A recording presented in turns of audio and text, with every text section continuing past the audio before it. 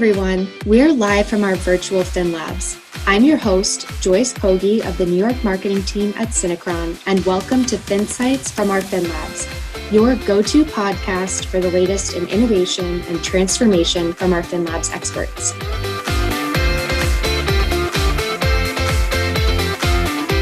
In our new series, InvestTech, we'll be focusing on the latest trends within the world of asset management, as well as innovation across the financial services industry more generally, and what lies ahead.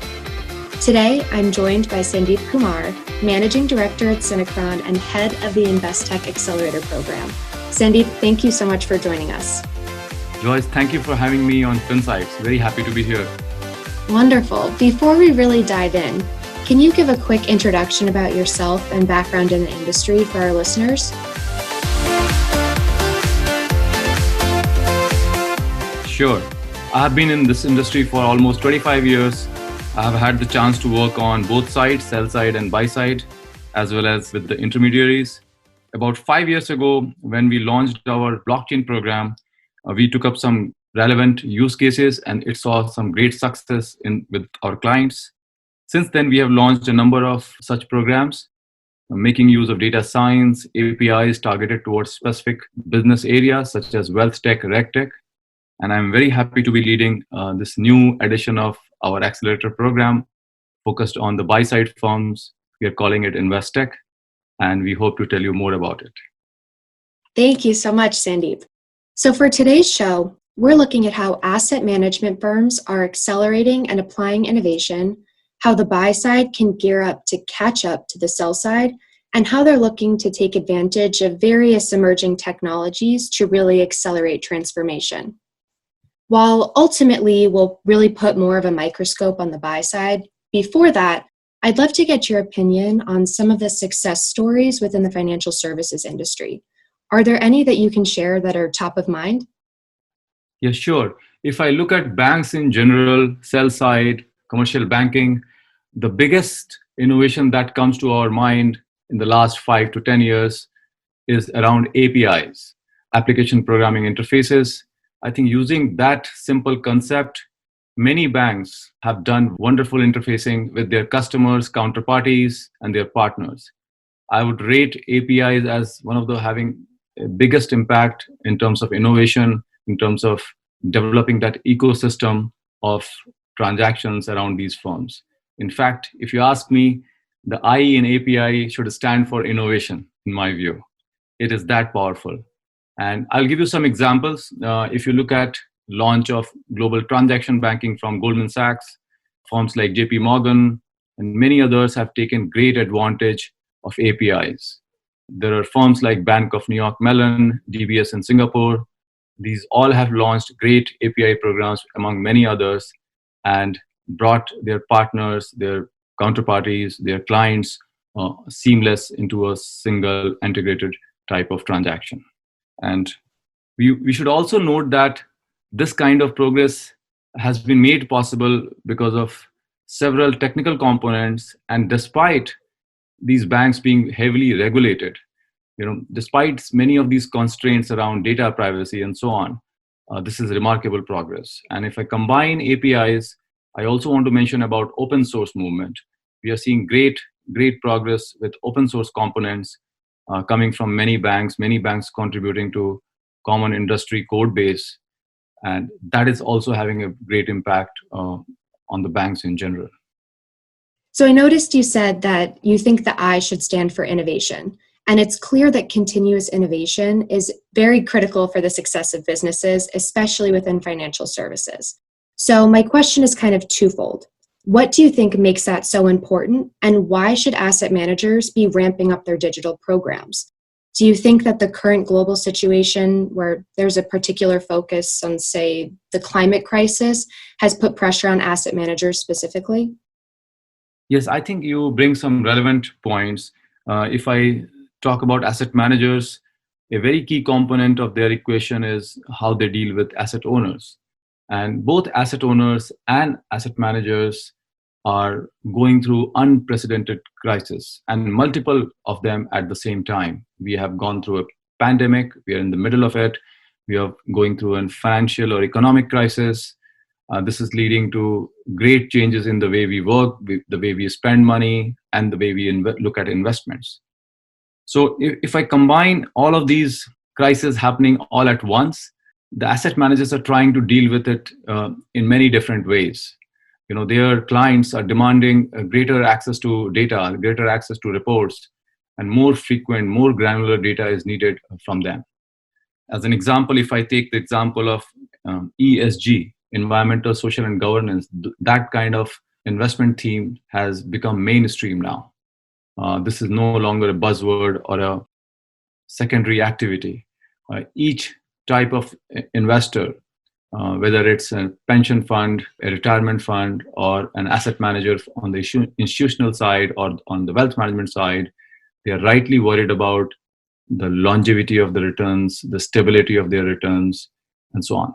So what we see is many of these new pressures on the investment side is leading to more demands on more granular systems, more real-time data, more analytical views, and all that will put a lot of pressure on the digitization that is just about starting on the buy side. The journey to cloud, the ability to use alternative data, APIs, interconnectivity becomes far more relevant, far more important now.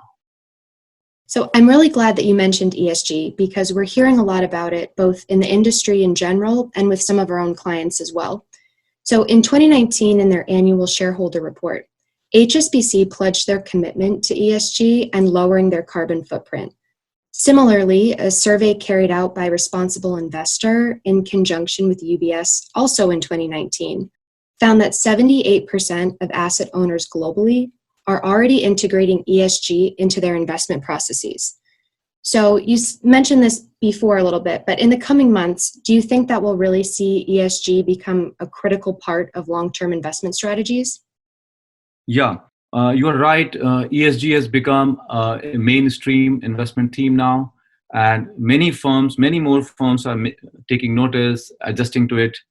And we should also remember that this is not a very new concept in the industry. Many firms like Nuveen Investments have been doing responsible investing for a number of years. They are one of the biggest owners of farmlands, let's say, in the world. And they rightly care about the environmental, social, and governance factors because they deal with clients who worry about the retirement funds, etc. So, but what has happened this time is because of multiple crises, this has taken center stage. And if I compare ESG with another type of rating in the industry, let's say we are very used to seeing the credit rating of companies. It's quite mathematical. It's based on financial formulas. And over the period of time, at least there is a consistency in ratings from whether you look up the ratings from S&Ps or DNB, Moody's, and so on. They may have a different nomenclature, but you can relate what does a AAA rating from agency 1 mean on a numerical basis, etc.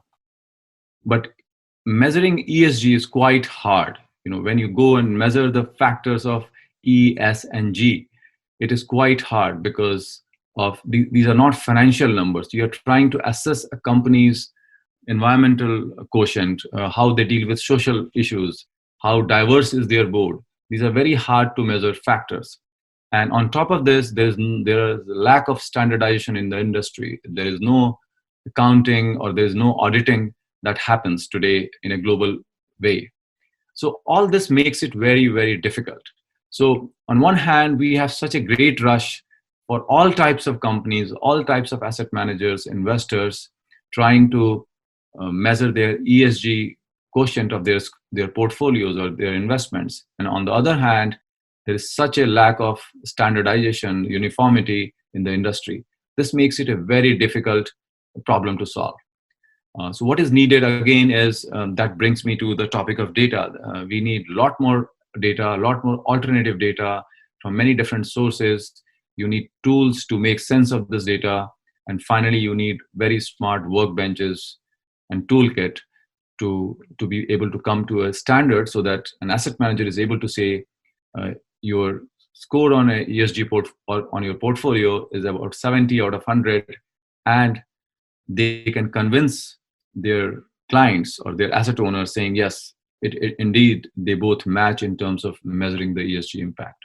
And industry is far from that standardization as of now. But you do think that one day there will be a standard way to measure these components? I think, yes, it takes time, but since it is such an important metric, and I think all parties are keen to make standards around it, and it will never become like the standards that we have with credit rating as an example, because this is linked to financial numbers. This will never become that mathematical, but I think there will be a lot of standards coming up. The European Union has come up with their own taxonomy. So many of these things will help. United Nations has published a set of standards called PRI and Principles of Responsible Investing. So all of these things are helping the companies, but it will take some time. And if I look at the landscape within the buy-side firms, there is the need to be able to upgrade their data platforms, to be able to ingest all types of data, to make sense of these calculations and be in sync with their customers. It will take some time, but certainly it's possible. So, given some of the trends and themes we've discussed so far, it's clear that there are a number of ways for organizations to innovate. How do you think that investment management firms can really take advantage of this applied innovation and ramp up their existing strategies? Yeah, so if I look at innovation within the asset management industry, there are two key components that I think of. One is cloud, and the second is data. If the firms can take care of these two things, cloud and data, I think they would have solved half of their innovation journey. And they would have enabled their firms, their portfolio managers, traders, their investors to be able to take advantage of the innovation that they can offer. So if I talk about cloud, I think in general, buy side is slightly lagging behind other sectors of banking in terms of cloud adoption. And banking being a heavily regulated industry itself is lagging behind in terms of cloud adoption compared with, let's say, retail or other sectors. So that is the first thing that these firms need to look at, saying what percentage of their systems and transactions happen through cloud. And I bring up APIs. As an example, they should check saying what percentage of transactions with their counterparties are happening still through FTP versus APIs, as an example. And when you try to connect many participants, what happens is in the buy-side industry, it's using third-party systems in a very, very big way. There's a lot of dependency on the major third-party systems, from BlackRock, Aladdin, to SimCorp's Dimension, to Charles River, and so on. And many of these systems need to coexist. They need to coexist with each other. They need to coexist with the asset manager's own internal systems. And bringing them all to the cloud adds another layer of complexity. They need to coexist. And they need to coexist in a multi-cloud environment. So all this is going to take some effort and time, but that will be one of the baseline factors in making progress with innovation. And the second being data. Data is at the core of what the industry does. The data needs to be clean. The data needs to handle many types of sources, including structured data, unstructured data, and the data needs to be shared in a secure way with their counterparties. So all this is again going to take a lot of effort, and this will lead to more innovation once they solve data running on cloud. So while cloud seems to be a huge contributor, as you mentioned, to these strategies, data has really been a key touch point during our discussion today. Can you elaborate a little bit more on why it's such a crucial area for asset managers to consider and understand when they're looking at their digital strategies? Yeah, so when I look at data, data is a lifeline of any investment management firm. And the way a firm is able to handle data, internal data, and the data coming from their partners and external sources can really set them apart. Some of the firms have taken charge of this. They have very advanced data pipelines. by advanced, I mean they can do a very efficient data ingestion, whether it's structured data or semi-structured data or unstructured data. They can uh, run it through their cleaning, scrubbing engine very efficiently. They have an advanced data lake or a data fabric on which they can run their data science models. They use technologies such as Graph, which will help you make sense of multi-dimensional data and help you find missing correlations. So all of this makes it a very powerful ingredient in to run your models, to run your scenario analysis, and to run complex things such as performance attribution and many topics. So getting good control on or your data pipeline is very, very key aspect of it.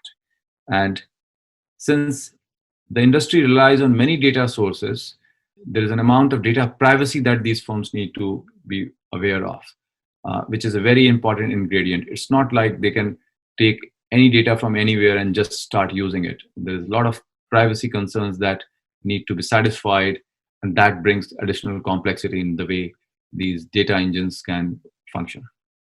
I'm really glad you brought that up because we've touched on why and how investment and asset management firms can and should implement their innovation strategies. But when recommending organizations to embrace innovation, it's often easier said than done. Before ideating, let alone delivering any new technology or program, there's a set of constraints that companies have that they have to face. So in your opinion, what are the constraints that investment managers will face or are currently facing in their journey towards digital?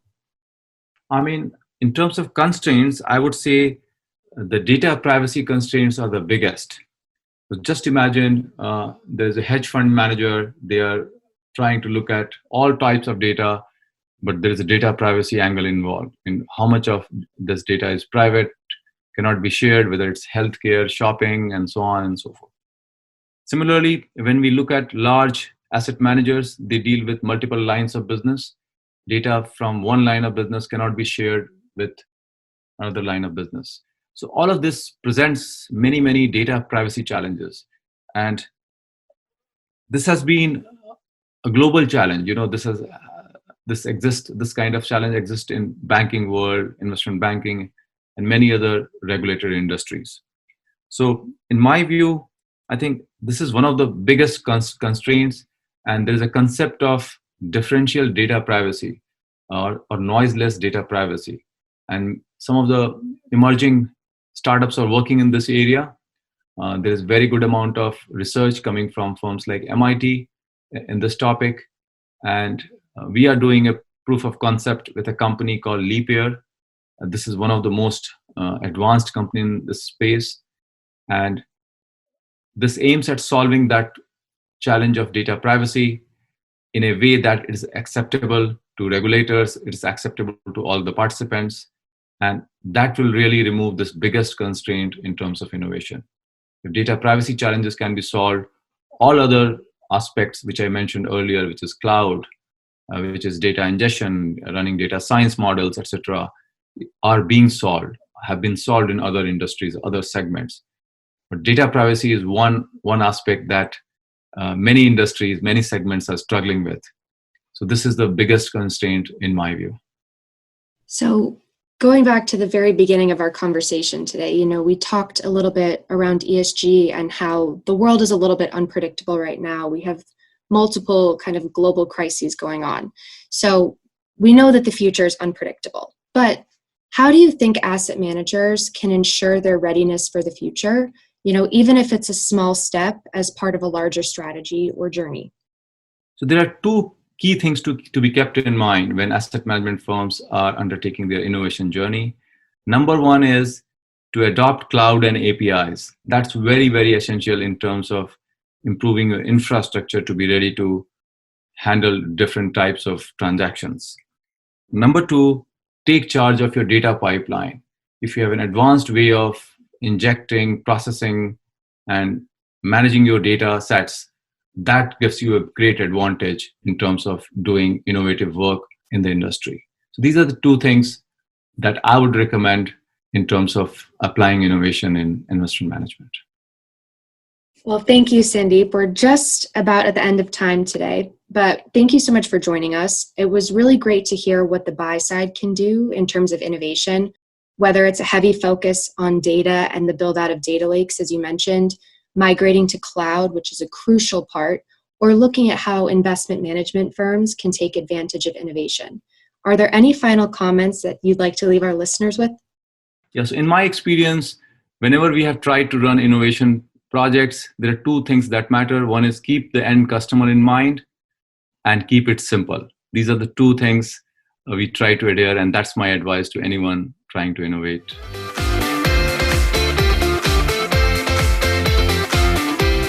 Thank you so much for your time, Sandeep, and thank you for our listeners for tuning in.